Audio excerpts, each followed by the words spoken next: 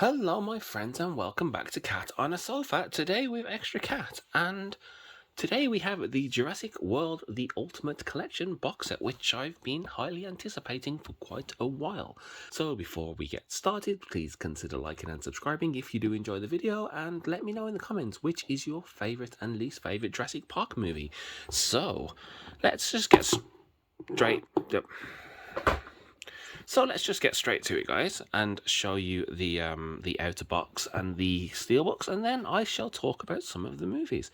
So yeah, this the front, obviously, and there we have a side and the back saying Jurassic World The Ultimate Collection, and we have the main Jurassic Park logo on the other side, and another side that says The Ultimate Collection, and nothing really on the bottom, and wow, that's already getting scratched. It's only been on my shelf too. That's really unfortunate. No, I tell you a lie, because this side hasn't even that side hasn't even been on the shelf because I have to store it sideways. Anyway, so yeah, guys, that's the outer box, and it's all nicely padded. It's got this nice thick foam padding on the inside. It's the if you've seen this before, I think the the Lord of the Rings and Hobbit, maybe one of the Harry Potters and the Game of Thrones, I think, will have a similar kind of thing, and it is nice. I do feel like it does protect the steelbooks and it doesn't damage them because they're not too tight. So I do enjoy that. So yeah, let's start having a look at the actual steelbooks. So yeah, they're all glossy. They're not like super glossy. You can see I have a lot of sun coming through this window at the minute. So yeah, they're all glossy. They're not like super high gloss. They're just like kind of a light gloss, I would say. Like they don't feel like super premium gloss, but they're pretty nice. So yeah, have a look at that one. And I'll show you the inside real quick. I'm not going to take all the discs out because it's going to be a bit of a pain. But yeah, the inside art's pretty cool. And we have The Lost World. And there's the back, my dudes. And there we have the inside. I do apologise about the light. I've got the sun coming through, and if I close the curtains, there won't be enough light to actually record the video very well. So, sorry, I've jumped ahead here. Here's Jurassic Park 3. And the back. And the inside. And then we have the jump to Jurassic World. So there's Jurassic World. And the back.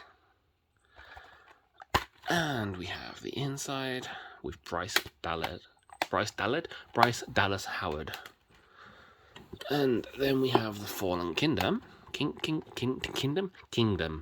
We have the Fallen Kingdom. And the back. And we have the inside. Wow, I'm sensing a very velociraptor-y theme here, guys. What do you think? And then we have the Domination, which I still never quite got around to watching at the cinema. So I am very much looking forward to this. And here we have Jurassic World Domination, which I didn't get around to seeing at the cinema. And I can confirm, because I checked, if anyone was wondering, this is the extended one. I guess all the 4Ks are the same. And yeah, so it's pretty decent, guys. I'm not gonna lie, it's a nice set. It feels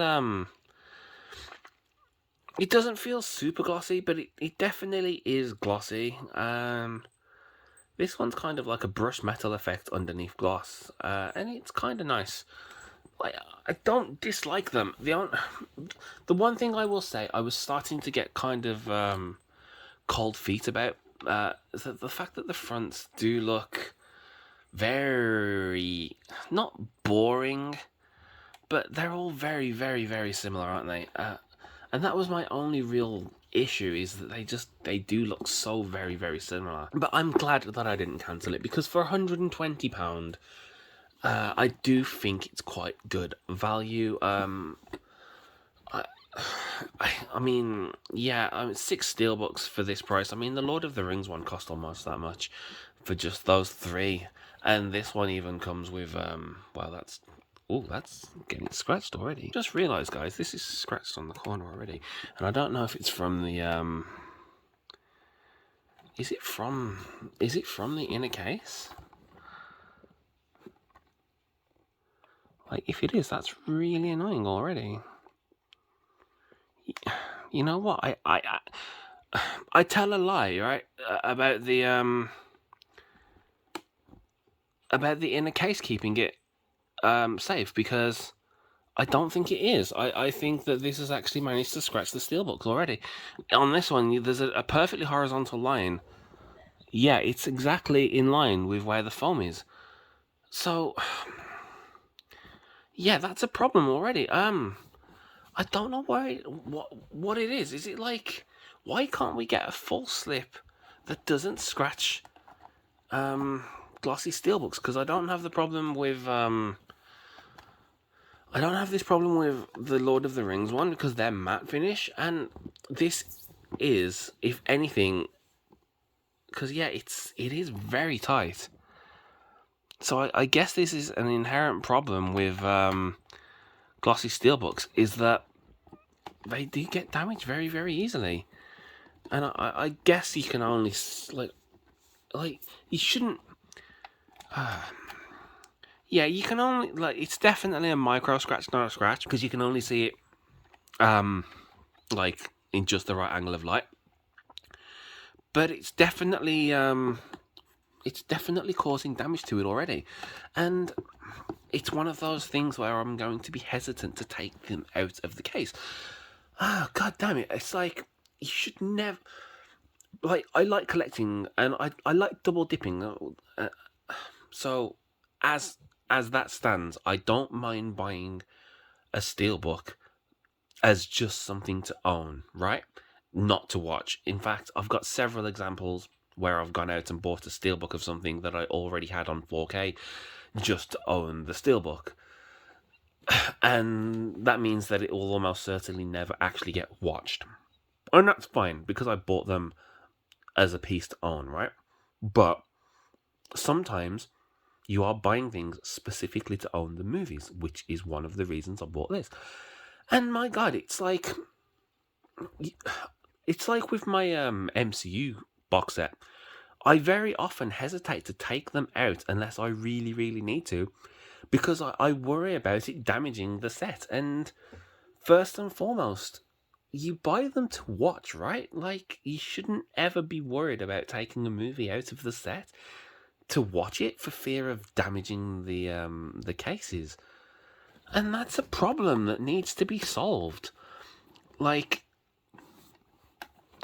already, and I've only taken these out once this morning when it first arrived, and once now to make the video.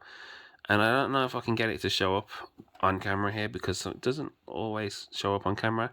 But right in this corner, this is quite scratched already. And it's like, how? I've barely handled it, and this one's already got a line from where the foam is that scratched the steelbook, the shiny finish, the glossy finish. And I've only taken them out including like it's about 6 times that I've taken them out, and that's not really much, is it? Like, these are things that you're supposed to have forever. And I was planning to just talk about the films, if I'm being completely honest, and I've ended up talking about this for so long. I mean, I could probably get away with not talking about the films. I'm sure we've all seen them. I never got around to watching the 6th one at the cinema. It wasn't on as long as I would have liked, and the bad reviews put me off. And I hate saying that, because I've always been a kind of make up my own mind kind of guy. But I don't know. I was getting pissed off at going to the cinema anyway, as the people there kind of ruin the experience. The talking and the rustling and the chewing. Yeah, other people ruin the cinema experience, right? So I never ended up watching it. And then when it came out to, stream, whatever, I have a tendency to shy away from watching films that I know that I've already ordered, even if I haven't seen them. So yeah, I'm kind of annoyed now that it's got damaged so easily already. Hence, such is the problem with glossy steelbooks, as I'm learning more and more and more. In fact, I don't think I have a single glossy steelbook that doesn't have micro scratches on. And this is a problem, and it doesn't seem to be a problem with spot gloss. Do they use like a different process to do that? Because I don't tend to find that the spot gloss steelbooks pick up micro scratches, and that's kind of weird. Why do these? And like all of my high gloss, like well, it seems that the more glossy they are, the easier they are to damage. And that's really annoying. I don't know. Like, what do you like? This is the problem with glossy steelbooks, right? Like, is it worth the trade off that they damage so easily? You know, yeah, they're pretty, but is it worth it if they get damaged? I don't know, man. But I think I'm just going to call it there, my dudes. I think the set is rather nice, and it is still available as of making this video. It seemed to have come back into stock.